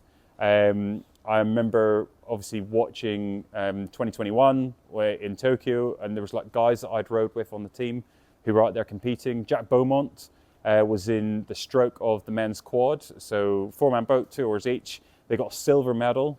And he raced with me in Rio, and we trained together, so did leading up to the Rio Olympic Games. And I work with him. He sits only two desks down from me at work, and it's awesome cities and stuff out there. And so, like, yeah, I've made some amazing friends, and I've got a passion for a sport that I absolutely love. And I do think it's the greatest sport of all. I'm going to do this one bit now, Sam, okay? Because I used to play, so I did lots of sports when I was at primary school. I was always last pick for football. I was always last pick for pretty much every sport that I did. I wasn't particularly talented in any of those, but I was always determined. And I'm bringing back the character element here, sort of thing. So we talked about those 3 aspects: physiology, technique, and what was the last one? Who switched on? Come on. Psychology. There we go. That was it. Good. Well done. But the 4th element, the character element. So I talked a bit about the inspiration, but it's a case of I was always really, really determined, so was, and I always was like, try and give it my best. I remember doing a cross-country race, and I came in about half an hour after everybody else. My mum came up and was like, people were packing up, and she's like, how was that? I said, that was awesome. That was amazing this year. So it was just one of those things of, I just loved doing it. I loved being around other people. When it came to rowing, though, it was one of those things of I got to row with lots of other people and we're all in the same boat. And I know that's, forgive the pun, but it's just being together with other people with one objective and you're all working towards that. There is nothing greater. Because you can be, in rugby, you can be Johnny Wilkinson playing on a really bad team, or and you can, be the greatest rugby player, but your team will lose. You might have scored a few tries, kicked a few points, this, that, and the other. You'll come off the pitch and everyone's go, that was great. If you're the greatest rower in a big boat like an 8, you've got to work with all of the other people there with them, and you won't be able to identify who is the best rower out of all those people because you're only just one part of it. And so it's working together with all of those other people is just amazing. So I played first team rugby eventually. I did cross country. I was a very big cross country runner, so I was, as in very heavy, not particularly, but I did manage to sort of get onto the team. I had a good engine, should we say. But I can call and still am friends with all the people I rode with, all the way through from school, through A-levels, and I did my A-levels here in England. I got a scholarship to go to an army school, and then I went to university with the army, and the guys that I rode with in the army, I'm still friends with today. We met up last year at Henley Royal Regatta. I met up with guys that I raced at Beijing Olympic Games with last year at the Royal Regatta. They've been messaging me today. I'm still friends with all the guys I competed against in the single scull. And so it's one of those things of, it's an amazing thing. And so, yeah, it's been everything to me, so it has and stuff. The Olympics, all of that there, but the character element, the determination, and then the ability to be inspired and to inspire others are really important. The other two character traits that I'd pull out here. So determination, inspiration. The third one I'd say is pride. So that's just taking pride in everything that you do, giving the best account of yourself, and knowing that you could have done no more. That's one of those things of why I was happy with the 4th place, more so than I was with the 2nd place, because I took more pride in that one than where I got the 4th. And the last one is passion, to love it. I love rowing, love watching it, love sport, the ability to go to the Olympic Games. And one of the reasons why the Olympic Games is so big, is so powerful, is so important, is because for every 4 years, we center the entire world on a single city where the best athletes from around the world get to compete. 10,500 athletes, 32 sports, as Steve mentioned, competing. The best people there, they all share a passion for their sport. They all share a passion for that. And if we could, and that's a really powerful thing. And when you look at the newspapers, when you watch the news, for the 3.5 weeks of the Olympics and Paralympics, positive news. Good news on the front pages of the newspaper, good news on the back page of the paper. It's an amazing event to be part of and to be one of the athletes that the world centers in on. And I had the ability to do it 4 times. Nothing better. An amazing event to be part of and all of that. Henley's my home. It has been for just over 10 years now. So I love it here. I can't see myself moving away anytime soon. I love being by the river. I love the heritage that comes with the rowing. Everybody that's in the GB rowing team lives in Henley. And so I see a lot of my old friends when I'm walking around Tesco or anywhere, or any of the supermarkets that I walk around, or just around town. I see a lot of my old friends. I also really love Henley when it gets to regatta season. I don't know if you've heard of the Henley Royal Regatta, but it's brilliant. It's a brilliant event, and we often see friends around there. It's also the home of the River and Rowing Museum, and I know it's a real centre, a central hub in Henley for people to gather and learn about the history of the river and the rowing scene in Henley, and it's just brilliant. I mean, it really brings the community together. I love Henley. Really wouldn't pick anywhere else to live. Ooh, what does Henley mean to me?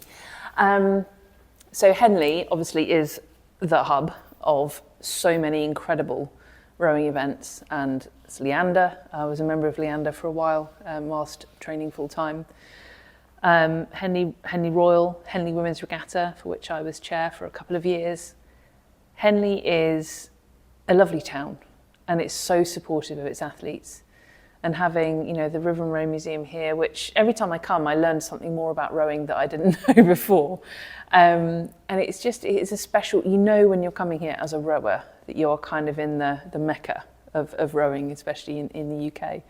And it's just a really special place. The iconic stretch from Temple down to the bridge is, it's spectacular. So any chance to walk along the riverbank, whether it's winter or summer, Henley is a very special place for many rowers. Holds many memories. Henley's home, yeah. I mean, I was born in North Wales. My parents are still over kind of that way, like the northwest area. But I've lived in Henley now, well, it's actually only 14 years, but it feels like a lifetime. You know, I've made my home with my husband here.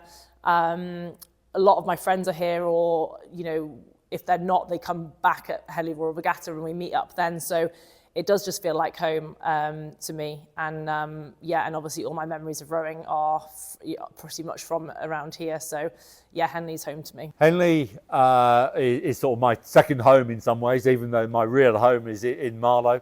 What is there, 10 miles difference from Marlow to Henley. Henley Royal Regatta, which I'm chair. It's my last event in 3-4 weeks' time as chair. And I've done that for 10 years. I used to love racing at Henley. International rowing, you've got 6 lanes, and it's a huge bit of water, and the crowds don't get that close. You'll have grandstands in the last 250 metres of a 2,000 metre course, and there's a lot of noise at that. In London, at Dorney, there were 25,000 people, 30,000 people that came and watched the rowing. But again, concentrated more in the finish area.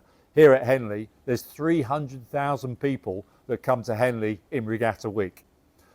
Some of them will watch the rowing, some will socialise, but from an athlete's point of view, it's only 2 lanes, the river's quite narrow, and there's noise from start to finish. It's the nearest that we as rowers will ever get to compete in the stadium. It's a great atmosphere. It's a great event to be involved in, and that has been part of my life. But when I was competing, it was the only race in the UK that family and friends could come and see me race. Everything else was racing somewhere else in the world, and it's harder for that. So it was nice homecoming in some ways, and I class Henley as part of my hometown, even though technically it's not. So I was the youngest, I'm the only athlete to win the single sculls that had to go through qualifiers. So in 2003, I was quite young, and I basically hadn't won anything. The year before was my first ever win at Henley Regatta, Henley Town and Visitors Regatta. So not the Royal Regatta, not the big one, a smaller regatta. That's my first ever senior win. The following year, I get to go win the diamonds, but I had to come through qualifier. So it's just one of those amazing special events. I love it, so do, and I love this town as well. It's an amazing town to be part of as well. I would say there's lots of different aspects to it. I think firstly, you have to be able to really willing to work hard. I think you have to be really committed. You are going to have to turn up every day, no matter whether it's raining or it's sunny or if it's snowing or if you don't really feel like it or you've got family commitments on. You have to be totally committed and turn up, rain or shine, whether you want to or not. I'd also say you have to be quite sturdy. You have to be physically fit all the time. You have to be able to look after yourself and make sure that you're able to train every day. And you also have to be mentally really sturdy as well. You have to have a bit of a chip on your shoulder, a bit of confidence and thinking you're the best even when maybe you're not. You have to be able to think every day in racing, nobody's doing this better than I am. And that's what gives you the confidence at the end of the year. I think that's pretty much what it takes to be a Paralympian. But then also there's another aspect to it. You have to be a little bit lucky. And I think it's important not to forget about that. Everyone has to be a little bit lucky. You have to be lucky with staying away from injury. You have to be lucky with being selected to a certain extent. And you have to be lucky when it comes to race day that nothing goes wrong. Things that are out of your control, like the boat breaking or the wind coming in at a wrong angle, you have to be lucky that nothing messes it up, even when you have done all the hard work. I think, as with any athlete that wants to achieve at that top level, I don't think it's any different. It takes a certain amount of single-mindedness, a certain amount of ambition and drive, a certain amount of being able to plan quite far in advance and be able to see, almost visualize yourself achieving the thing you want to achieve. The only difference being with a Paralympian is the challenges that you've faced en route to that point are different. But with everybody, they're different. They'll be different with Olympians, with their family background, with everything that goes on with Olympians, is the same as goes on with Paralympians. We've just got something physical happening as well. And it's just about how you address those challenges. You don't necessarily do things in the same way as everybody else. Doesn't mean they're impossible. You're just doing them differently. So I think it's more about the mindset of knowing what you want to achieve, being able to see yourself get there, and knowing who's going to help you on that path. You know, whether you're in an individual, single sculling boat, or whether you're in an 8, of which there are 9 in the crew anyway because of the cocks. So yeah, it doesn't matter what sort of crew you're in, but if you want to get to that level, you will deal with your challenges in your own way, whether you're Olympian or Paralympian. Just the difference being slight physical differences in the Paralympians. It takes a lot to be an Olympian, but I would say the most important things are work ethic. If you don't have work ethic and you're not prepared to put the hard work in, you won't achieve to get to the Olympic Games. Determination, resilience. I think resilience is something that you get better at, and you get more resilient the more you put yourself in uncomfortable positions and out of your comfort zone. But you won't get to the Olympic Games without being resilient, because there'll be bad days that you need to work through. And I think you have to have the passion for the sport that you're doing, especially a sport like rowing. You have to love it. You have to kind of love the training, because we do so much of it and not much racing. So, I would say work ethic, determination with that, resilience, and a passion for what you do are some of the key things. I think we've touched on that of the amount of work, dedication, and focus. You've got to be very single-minded in your process. That doesn't mean you have to be a bad person to be able to do that. Is that you have to have a sort of great skills, which in every sport you're going to be. I think there's 32 different sports at the Olympics. There's normally 28, but there's 32 this time, and there's lots of disciplines within those sports. And so almost whatever size and makeup that you are, there is a discipline that will suit your body shape and size. So rowers tend to be tall, gymnasts tend to be small, basketball players are even taller, rugby players tend to be a little bit wider, weightlifters are wider and short. So there's a whole mixture. It's almost like a freak show of walking around the Olympic Village, because there is every size and shape and race of people competing. And that's one of the incredible things about the Olympic Games. We have a World Championships every year, and they're pretty special, but the Olympics is the pinnacle. When I won my first Olympics, a previous gold medalist was a journalist, and that gold medal that he won was 1948, so long time before that I'd won within 84, and he came up to me and said, "You're world champion for 1 year, you're Olympic champion for life." And that really does separate of other sports to the Olympics. We're seeing much more professional sports competing at the Olympics now. The American dream team of basketball, multi-millionaire basketball players, came to the Barcelona Olympics to compete. The rules had changed and was allowed to open up to professional sports, not just amateur sports. And I got a little bit upset about that in some ways, because we were amateurs and focused on what we're trying to do. And then Matt Pinson, I was related to, or rode with, and said that what they're trying to do is that there might be a multi-millionaires and the best in their field, in their country, at their sport, but they want to come along to the Olympics for no payments, to be involved in this thing called the Olympic Games and have that sort of a focus and try and win something that you've already got 2 of. I'd only got 2 gold medals at that point. And that made me look at it in a different way. So we have tennis players, we have golf, we have triathlons, where they all have earned quite a lot of money within their own individual sports. But it's that collective of being together which is the important thing. But it is a lot of dedication, of effort, time, focused. You have to of your social life has to go on hold in some ways, because you can't go out of socialising a lot when you've got a lot of training to do the next day. It's not that good preparation. Every now and again as an athlete you have to see to make sure it's not the right thing to do training wise, of going out the night before, but you learn quite quickly that of keeping that focus. There is a lot of dedication within it, but there is a hell of a lot of fun as well. If it was all hardship you wouldn't do it. I always say that that if 50% of your time is doing something you don't enjoy, go and find something else. There's got to be something that you'll have a lot more fun doing. And that may be a different Olympic sport, that may be something else, but you've still got to be able to put that hard work and dedication in to be able to achieve, to have the potential of being the best in the world.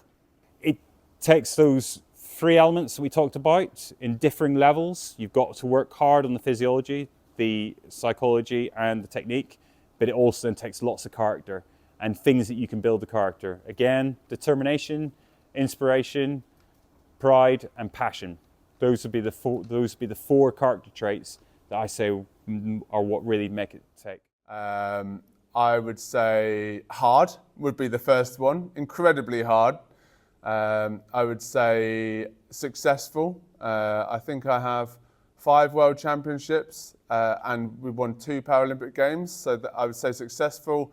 And I would say fortunate as well. I feel incredibly fortunate to be able to look back on that part of my life. Don't get me wrong, I'm glad I'm not doing it now. It was a lot of hard work and a lot of commitment, and I'm very happy with my life now. But I do feel very fortunate. It helped me to grow resilience, to understand my ability, and it was so exciting. That's a hard one. I'd say it's not really three.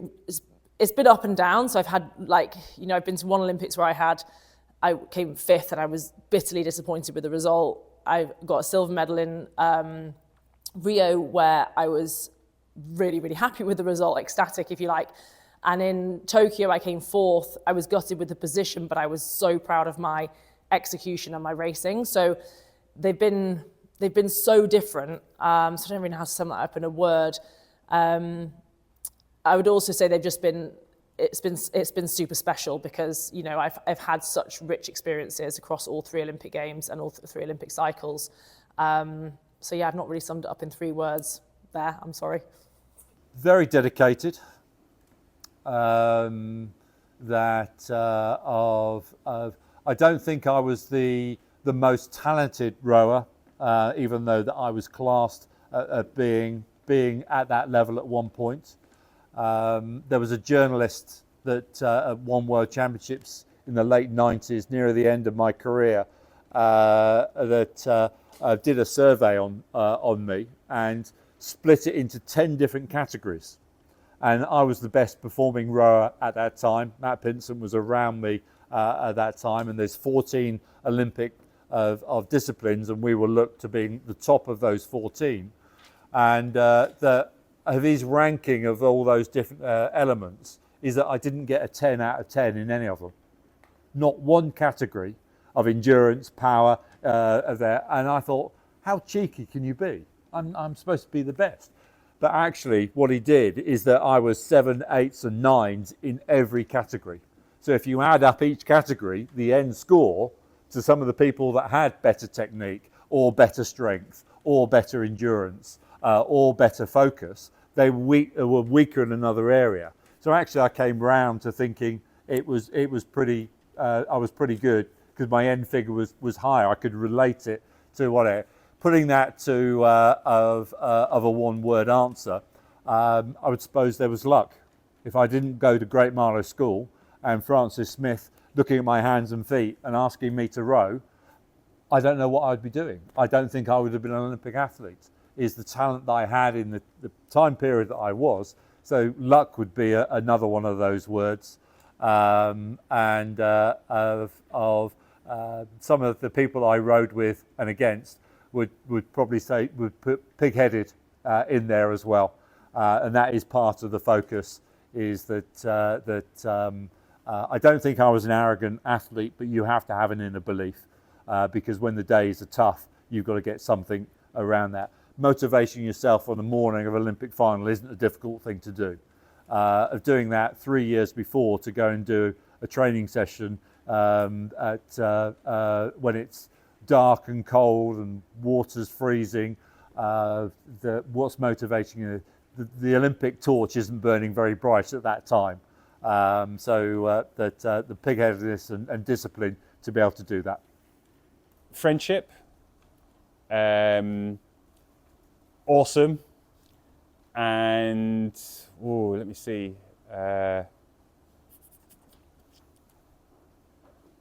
Unique. It was, it's one of those things of, it was special to me, so it was, sort of thing. I had a lot of fun doing it, the awesome or the fun part, sort of thing. And yeah, it was just like, that'd be it.